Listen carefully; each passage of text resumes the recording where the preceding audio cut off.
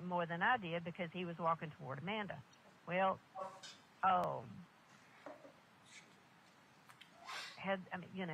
he called 911. He would not let any of us hear him when he called 911. And he went and met them at the front of the driveway, down by the driveway and the road, at the entrance to the property, and stopped them and talked to them for what seemed like an eternity. And then he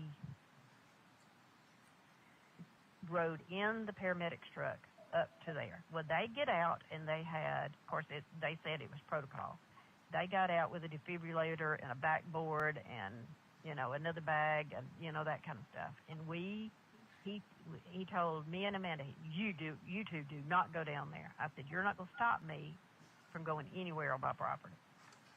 So me and the paramedics and Scott walked back to the burn pile. And once again, he reached down and picked it up and showed it to him. And then laid it back down.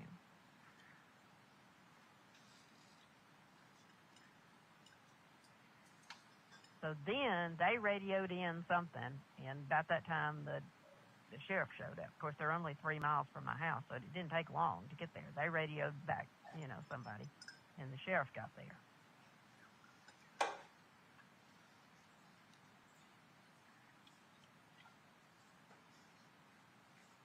And from that, then I'm the one who actually talked to Detective Hayes first, and he kind of got, from me, okay, what shook down today? What was the thing of today? And I told him just what that I told you.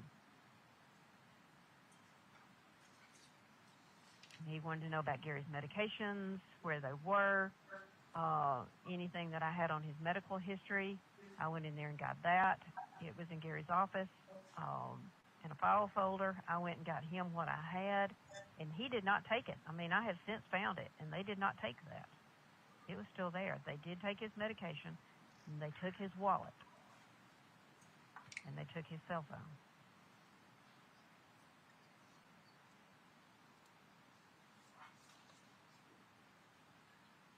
And then the next time that I really talked to any of them was that night when me and Amanda and Chad and Scott went down to the free home, which I guess it's a police station. It's not really a police station. It's like a conference room, and, they got a couple of computers and stuff in there. It's not a real police station. And we went down there, and they asked the same thing that they had asked me that day. Okay, go through today. Go through yesterday. Go through, this morning. And I told him the exact same thing all over again. And he said, well, you're telling the exact same thing because it's the truth. That's what happened.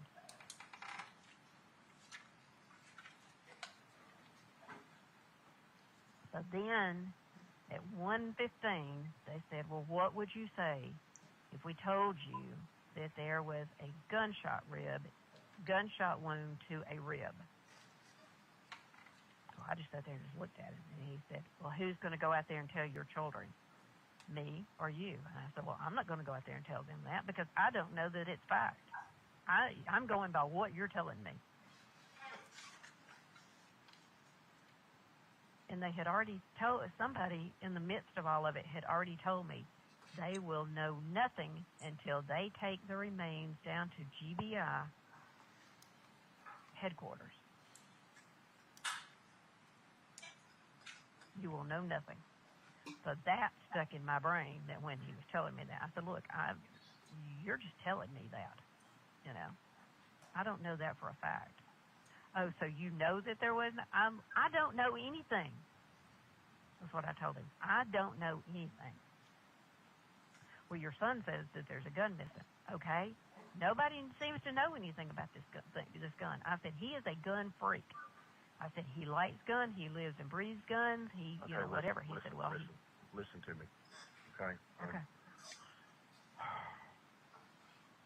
We need to be on the same page. Okay. All right. And so I don't want to be confused. But I remember you telling me he's on the burn pile. Mm-hmm. Were you lying about Scott? Scott, you thinks what? I don't. You tell me what happened. I can tell you that there should not have been as much damage as there was done. I don't know what that means. That body should not have been burned up.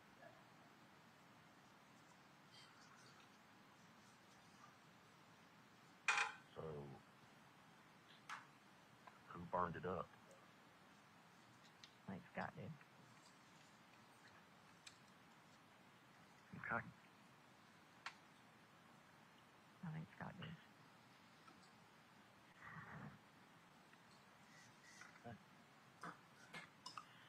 Like Amanda said, I think that that Scott had the perfect crime, the perfect whatever, the perfect, Except you saw him there, so did you try to not get Scott in trouble? No.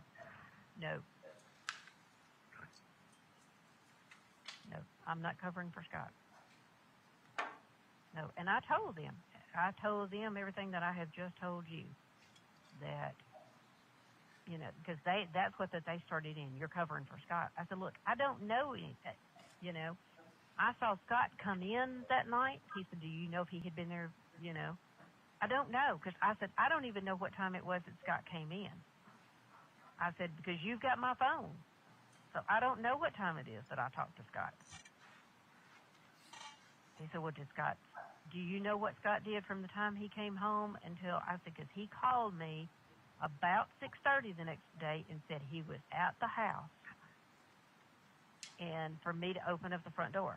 And I said, I walked out front, and I said, I opened up the front door, and I said, then I went to my truck that was in the garage, got my debit card, and handed it to him.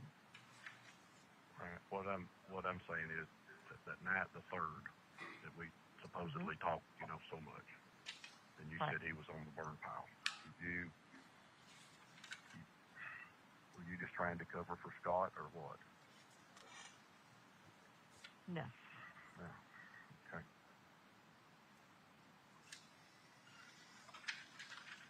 Now, I honestly don't know what Scott did or anything. I don't know. Do I have speculation? Yes, I do. Okay. So, did you tell me that night, the 3rd, that he was on the burn pile? I don't remember.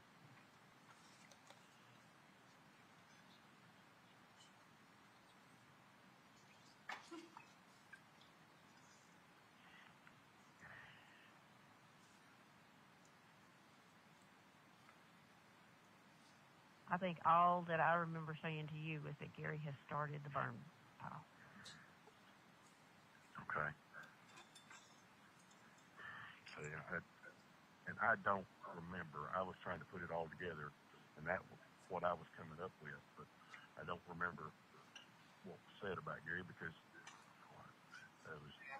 I had had some drinks, and I had some Advil PM, and, like I said, we talked normal stuff, and I listened, and right.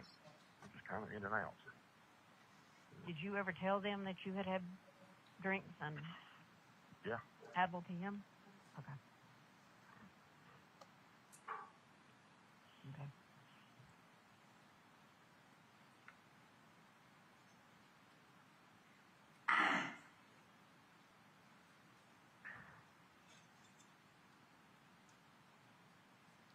Well, I guess the thing of it is, like Manny said, don't give them any more information than, of course, they're not going to be talking to me.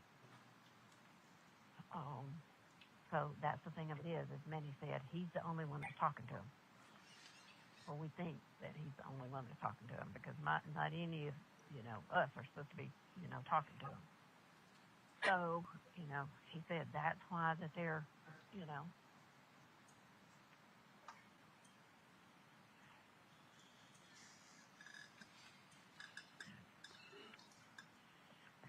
Are you still sitting at Planet Fitness? I am. Have you driven back through town to, well, I would think if they'd shown back up that Bobby would have called you. Were they sitting in his office when you got there? Yes.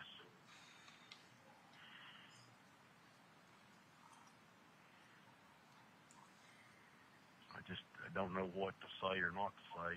You know, if we both get locked up. You don't say anything. You say nothing. I mean, that's what Manny kept saying. Has he made a statement to them? I said, Bobby, I don't know. I honestly don't. I mean, Manny, I said, I honestly don't know what, you know.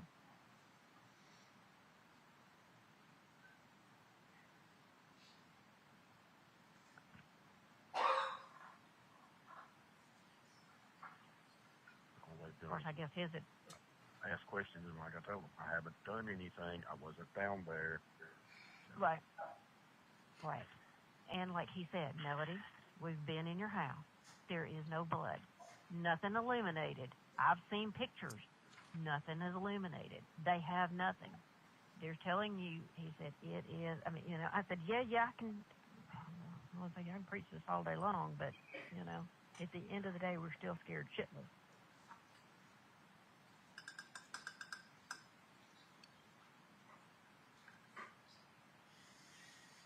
He said, somehow or the other, he said, do you remember, they started with you that first night, or not for the first night, but on that Friday, that there was a big hole in your wall. He said, Melody, what was the hole? Did you I said, clean it up good? Did you clean up good? Did you